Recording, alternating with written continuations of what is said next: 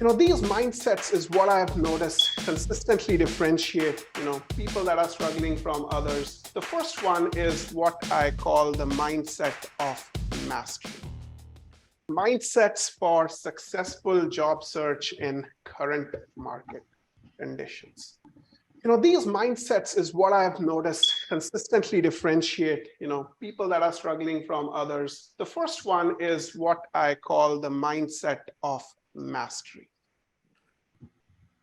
No strategies, no hacks, no specific cheat codes, no references, no referrals, no recommendations are going to work if we truly do not have mastery in what we are applying for. And mastery is not just about understanding the what of the job that we're applying for. Everybody, for example, if we talk about the role of a Scrum Master or an Agile coach, everybody that applies for the job of an Agile coach or a Scrum Master understands what is Scrum, understands what is a sprint, understands what is sprint planning, understands what is a user story, understands what is a daily stand-up, understands what is a retrospective. Would you agree? Everybody understands those things. But what differentiates successful candidates from others is their deeper understanding around the nuances of what we are doing. Everybody understands those things that I mentioned, but very few people understand nuances around those things. For example, why in an Agile team is it preferred to use story points for work estimation as opposed to time for work estimation? Very few people can have a concise, to the point answer for that. Would you agree? Very few people get it. Very few people can understand what is the risk if in your team, one story point is used as an equivalent to 1 day. Anybody seen teams do that? 1 story point is a day, 2 story points.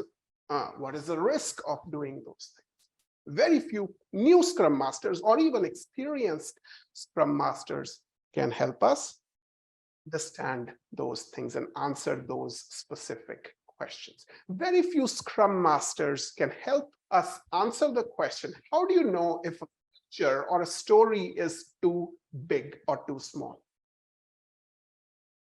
Isn't it?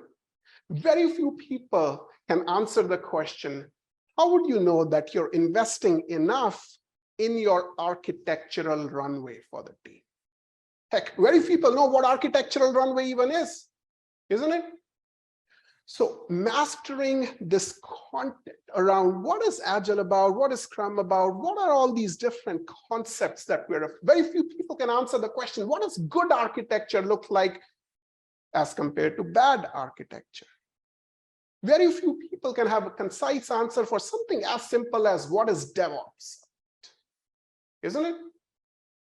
And they're out there applying for jobs, and once in a while they get an interview call, but because they have all these unanswered things which are not clear in their mind, they're not able to get across the finish line. So that's going to be the first bit. Truly mastering what good tech development, good Agile, good Scrum, good Safe, what all of these things mean and what they look like. Sounds good? All right, let's get into the second one. The second one is pretty straightforward, but for many of us, it takes some time to truly master and appreciate this mindset, which is a mindset of selling. When we are in the job search process, we are essentially in a selling game. Would you agree? We have our potential clients, which is companies that are looking for your type of candidates, Scrum Masters, product owners, product managers, Agile coaches, and so on.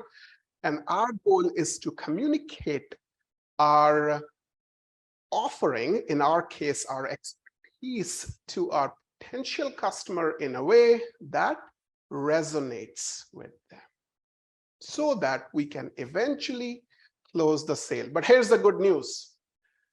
How many customers do you need in this sales process? How many customers? How many jobs are we looking for? Only one at a time, right? For most of us, one every few years, if at all. Can life be any easier than that? Only one customer is all we need. Only one opportunity, one person who's willing to give you a shot at the job of your dreams. But that being said, we got to make it easy for that person to say yes to the proposition that you have. We got to give that individual a reason for why you're the best individual for the job. But at the end, it's just that one sale that we are looking to crack. Let's move on to the third one. Third is what I call the slight edge principle. We are in competitive game. Job search is a competitive. Would you agree? There's often 100 applicants for one job.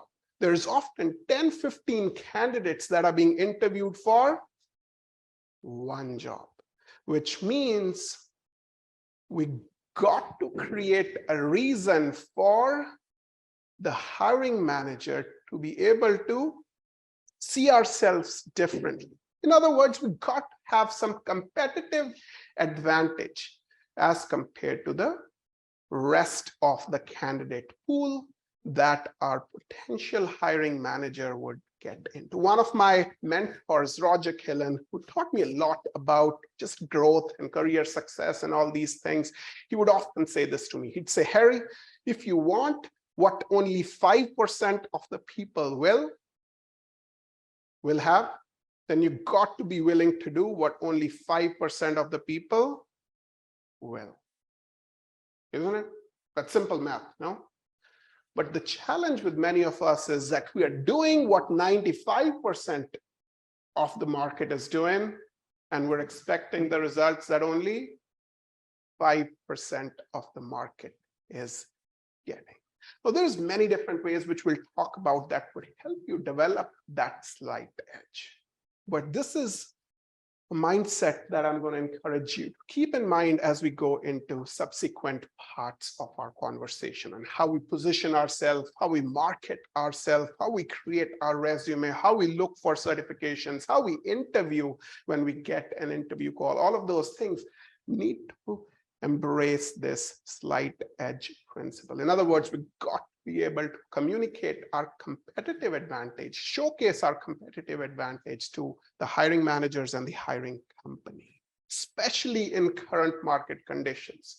The market 12 months ago, 24 months ago was very different as compared to what it is right now. So slight edge principle is going to be critical in this market. And finally, the last two are, having the mindset and the tenacity to hear no at times, especially if you're changing careers, you're up against tough competition, you haven't played that exact same role in the process. You got to have, thick skin to hear no, but at the same time, the last one is having the self-belief and cultivating the self-belief to be able to go through those no's so that you can land a yes for the job of your dreams. And self-belief is not something that happens on its own. What I've learned from my experience is you have to consciously build this self-belief. You have to work towards building this self-belief. If we're consistently hanging out with people which are kind of like naysayers, have you seen naysayers around you?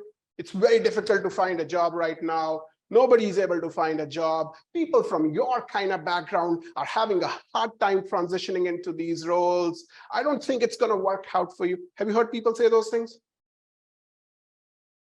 Now, those people are basically suppressing your self-belief. And most of those people would have good intentions, but they're not helping you in your journey. You got to hang out with people that help you elevate your self-belief, that help you believe that if it's worked for so many people, if hundreds and thousands of people have gone through the same exact process and landed the type of job that you're looking for, you can do that too.